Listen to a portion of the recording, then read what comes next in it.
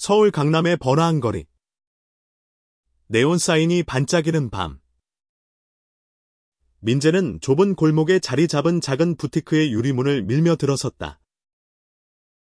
그의 심장은 이유 없이 빠르게 뛰었다.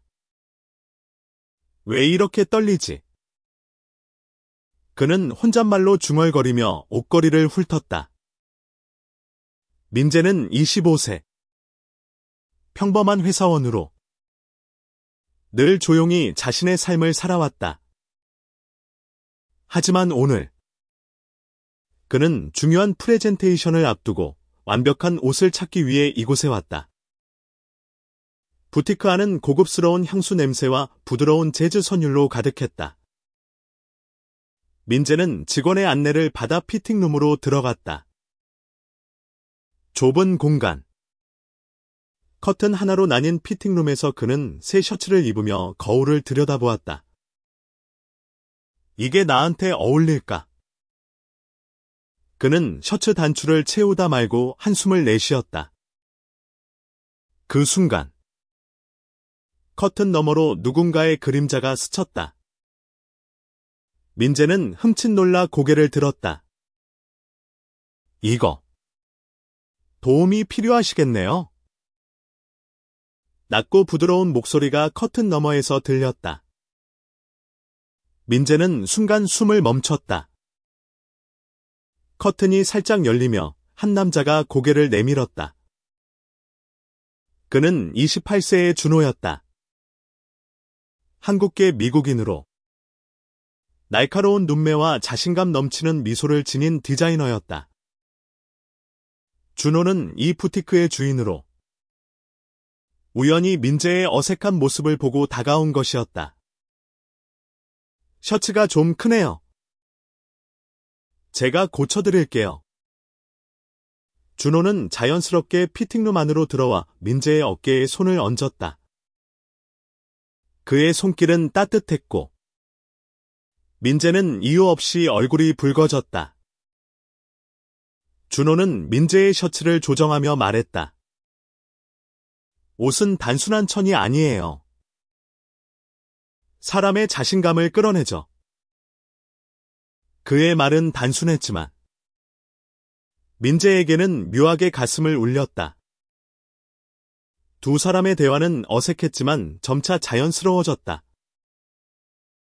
준호는 미국에서 보낸 어린 시절과 서울로 돌아와 디자이너로 자리 잡은 이야기를 들려주었다. 민재는 자신의 평범한 삶, 가족과의 갈등, 그리고 자신을 숨기고 살아온 이야기를 조심스럽게 꺼냈다. 저는 사실 제가 누구인지 잘 모르겠어요. 민재의 말에 준호는 잠시 멈칫하더니 부드럽게 웃었다. 그럼 같이 찾아봐요. 그날 밤 민재는 완벽한 셔츠를 입고 부티크를 나섰다. 하지만 그의 가슴에는 셔츠보다 더 무거운 무언가가 남아 있었다. 준호의 손길, 그의 따뜻한 눈빛, 그리고 그 짧은 순간이 민재의 삶에 작은 균열을 만들었다. 그는 집으로 돌아가는 길, 준호의 명함을 손에 쥐고 미소 지었다. 며칠 뒤, 민재는 다시 부티크를 찾았다. 그는 자신에게 핑계를 댔다. 프레젠테이션용 바지를 찾아야 해. 하지만 사실 그는 준호를 다시 보고 싶었다. 부티크에 들어서자 준호는 이미 민재를 기다리고 있었다. 또 왔네요. 준호의 장난기 어린 미소에 민재는 어색하게 웃었다. 이번에는 준호가 직접 민재에게 옷을 골라주었다. 두 사람은 옷을 고르는 과정에서 점점 더 가까워졌다. 준호는 민재의 취향을 알아가며 그의 성격을 파악했고, 민재는 준호의 자유로운 태도와 열정에 점점 끌렸다.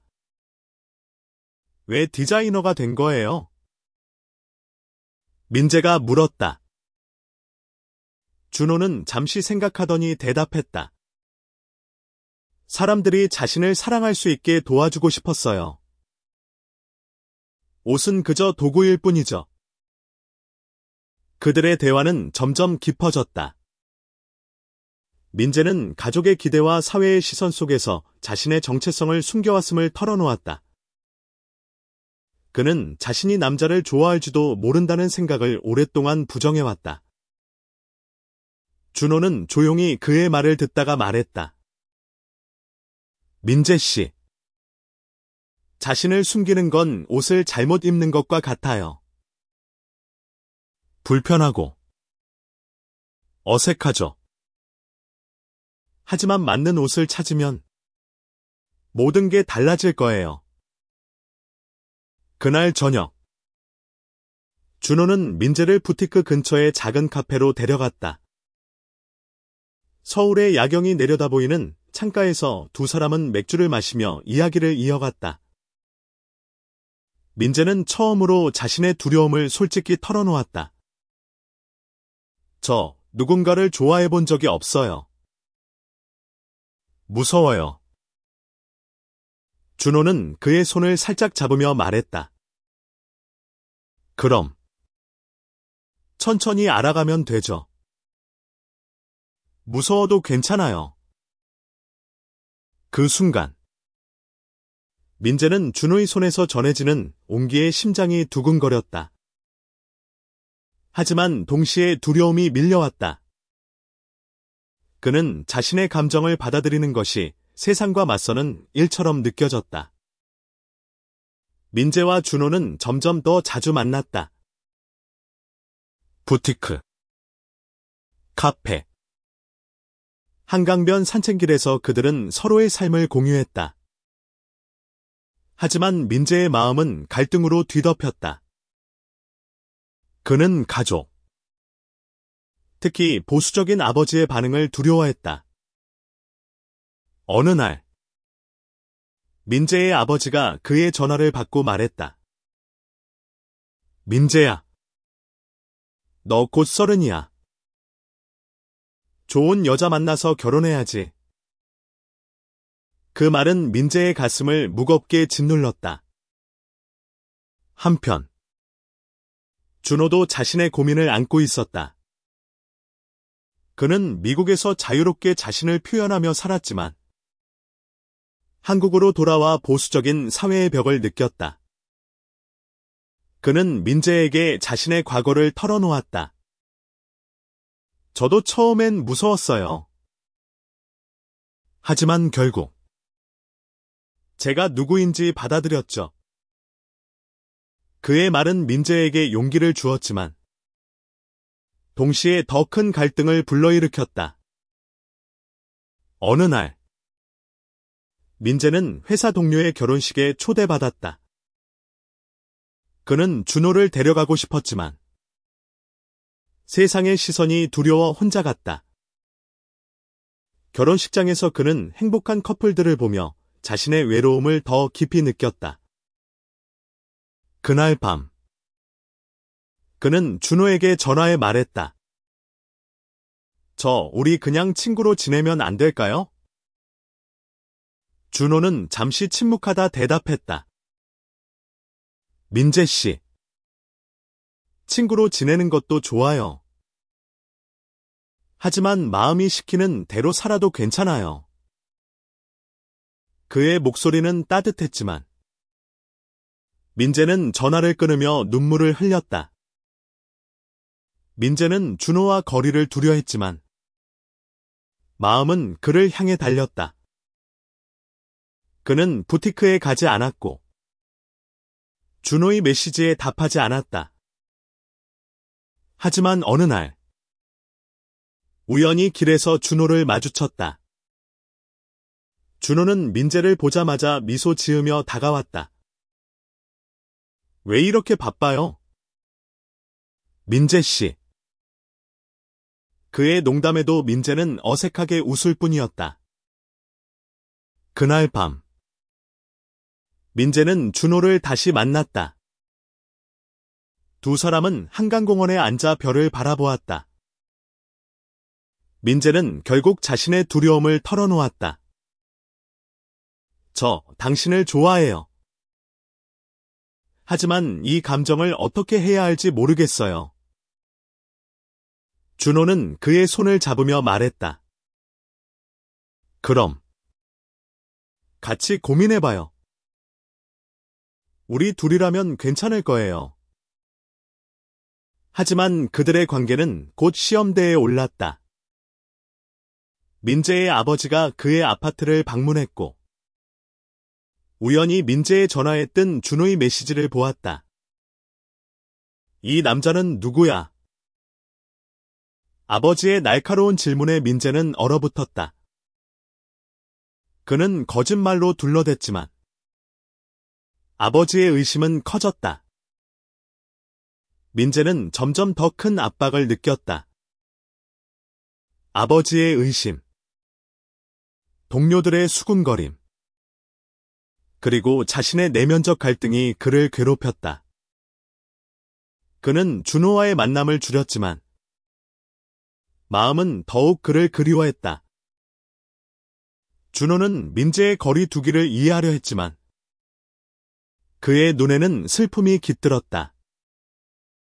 어느 날 민재는 아버지와 큰 다툼을 벌였다.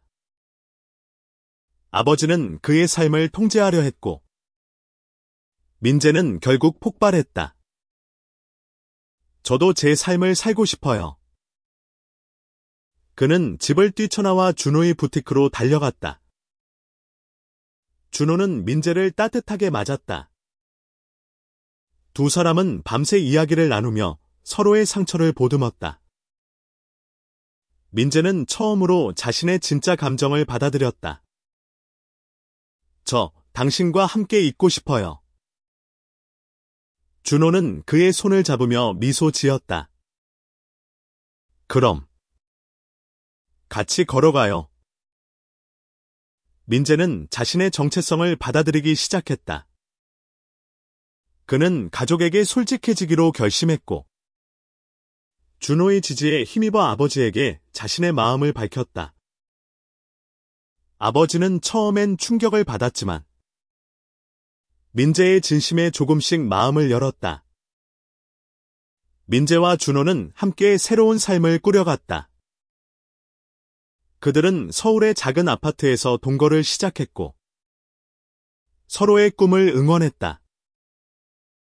준호는 자신의 브랜드를 키워갔고 민재는 회사에서 자신의 가치를 증명하며 승진했다.